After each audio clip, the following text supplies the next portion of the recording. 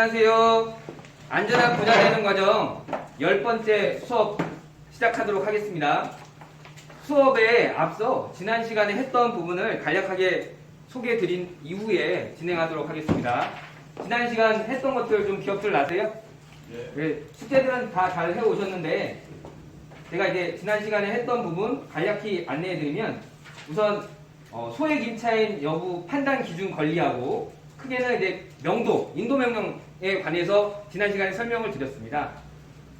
그래서 소액 임차인 여부 판단 기준 권리는 소액 임차인 판단 기준과 말소 기준 권리는 같은 게 4개, 틀린 게 2가지가 있다는 거 안내해 드렸고요. 판단 시점은 근저당권, 가등기, 담보권 설정일, 경묘 개시, 결정 등기일이라고 얘기했는데 가압류채권이나 압류채권은 말소 기준 권리에는 포함이 되지만 소액을 결정하는 지위는 아닌 거예요. 그리고 확정일자 임차인도 부동산 담보권과 유사한 지위를 가지고 있기 때문에 만약에 이제 배당에서 이렇게 확정일자 있는 임차인이 나올 경우에 소액 임차인을 다시 불러서 소액 임차인의 결정이 된다는 걸 사례로 안내해 드렸고요.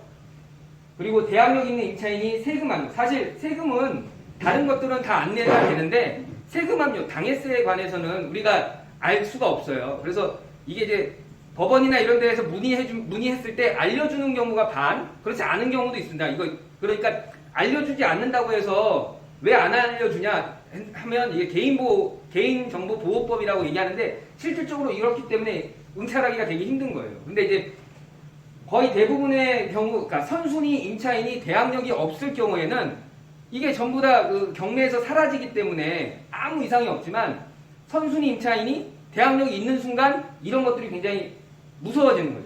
확인이 안 됩니다. 확인이 안 되면 우리가 응찰하라고 했나요, 제가? 네, 응찰하지 말라고 했어요. 경매 물건은 굉장히 많습니다.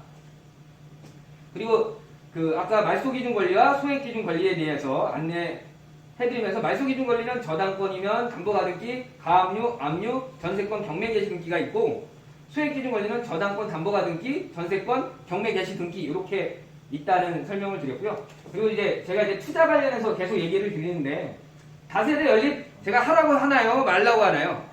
예, 말라고 하는데 그래도 우리가 재개발이라고 하는 게 재개발 정비구역 들어가면 몇 년 정도 있으면 새 아파트가 나올까요? 평균?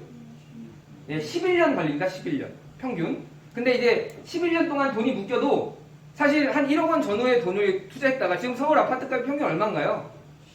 10억이잖아요. 그러니까 그 10억을 노리고 10년을 묶어놓는 거야. 그런데 모든 재산이 다 거기에 들어가 있으면 정말 낭패겠지만 내 재산의 일부가 이렇게 그 보물찾기 하듯이 들어가 있는 거는 괜찮다고 생각이 들어서 그래서 소개를 하는 건데 서울 이외의 지역은 5가지를 모두 충족해야 되고요. 부천도 이거 다 충족해야 되는 거예요. 경기권도. 재개발, 단독주택, 재건축, 재정비 촉진지구 내에 있을 것. 그 다음에 역세권 500m 이내에 있을 것. 그리고 평지해야 돼요. 언덕은 사업성이 떨어져가지고 중간에 멈춥니다.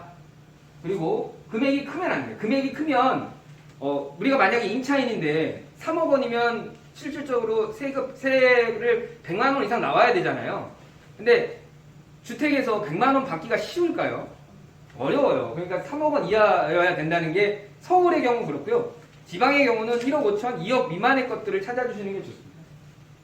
그러니까 월세가 잘 나와야 돼요. 근데 월세가 제일 잘 나오는 포지션은요. 1000에 50 정도 포지션이 제일 잘 나오니까 그러니까 금액이 1억 5천 정도면 1000에 50을 받아도 6.5% 정도의 수익률이 발생을 하니까 그 정도면 괜찮다는 거예요. 서울의 경우는 재개발, 재건축이 나왔다고 해도 10년 기다려도요. 그 전에 다 올라. 예를 들어서 처음에 재개발한다고 하면 그러니까 재개발한다고 하게 되면 조합 설립하잖아요. 조합 설립해도 바로 뛰고요.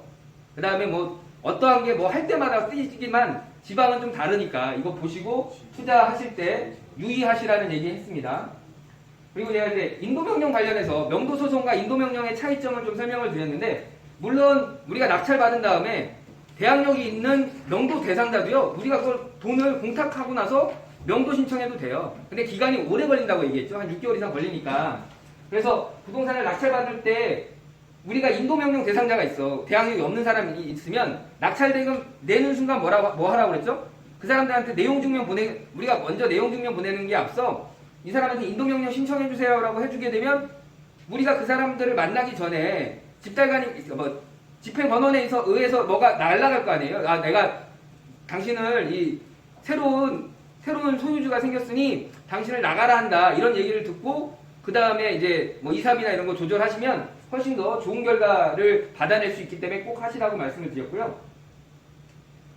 인도명령은 권한이 없는 사람이 하기 때문에 굉장히 단기간에 해준다. 그리고 낙찰 대금을 받은 다음 낙다.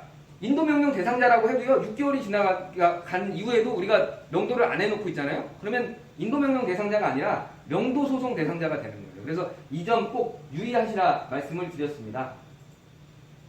그리고 명도소송 관련해서도 마찬가지 우리가 대항력이 있는 사람한테 하는 게 명도소송인데, 제가 이제 낙찰을 받게 되면 세입자를 교체하는 게 맞다 얘기하는 거는 다 그런 건 아닙니다. 또 최근 사례에서는 상가 같은 경우는 또 세입자가 있는 경우 상가가 더 매력적일 수 있긴 하지만, 그 주택 같은 경우는 임차인을 구하기가 상가보다는 덜 어려우니 교체하는 게 맞다 저는 생각을 해요. 그 경매 물건에 경매가 막 있었던 것들이 지워지는 것도 하나, 그 물건을 좀 기다리면서, 어차피 주택을 갖고 있으면 바로 팔 수가 없잖아요. 바로 팔면 누구 좋은 일 시키는 거죠? 국가 좋은 일을 시키는 거잖아요. 일은 내가 다 하고. 그러니까 1년 이상 있으면 642로 바뀌니 1년 정도는 보유하라고 말씀을 드리는 거예요. 자, 그리고 명도소송 관련해서는 인도명령과 명도소송의 차이점은 아까 얘기했듯이 뭐 하고요. 명도소송 절차 다시 조금 얘기 드리면, 보통 소장 작성해서 접수를 하면 세입자에게 소장이 도달을 하고요. 서면으로 공방을 하게 되고 변론기일이 잡히고 판결까지 가는데 얼마나 걸린다? 6개월 이상 소요된다. 그래서 명도소송 비용 같은 경우도 굉장히 복잡하잖아요.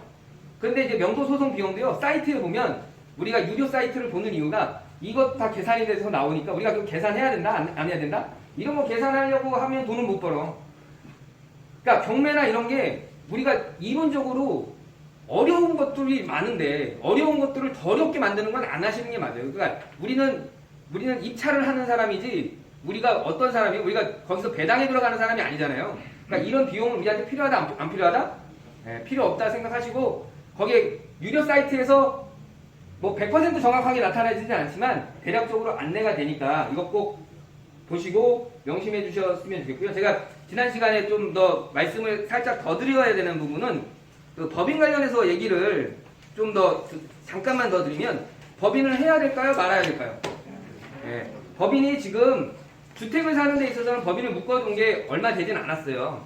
하지만 상가라든지 우리가 그 단기에 뭔가 하기 위해서는, 단기에 상가를 취득해가지고 뭔가 하기 위해서는 법인이 굉장히 좋습니다. 근데 법인을, 내가 덩치가 큰 거를 법인을 하게 되면 세배 중과를 받으니, 조그만 상가 때부터 법인으로 움직여서 크게 갖고 가시면 세금이나 이런 부분을 통해서 절세할 수, 우리가 탈세하라는 게 아니에요. 절세하는 거예요.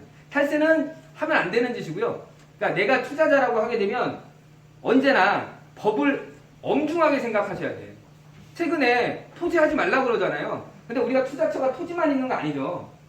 지금 토지하면, 저는 그렇게 지금 내가 토지할 시기가 아니라고 얘기하는 거는 계속 토지를 이렇게 주의 깊게 보잖아요.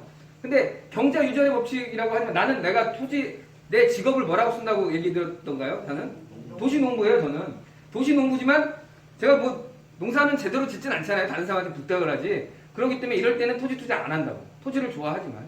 그러니까 비가 오는데 우산이 있다고 해서, 내가 약간의 보호장비가 있다고 해서 우산 들고 가면 비 안 맞나요?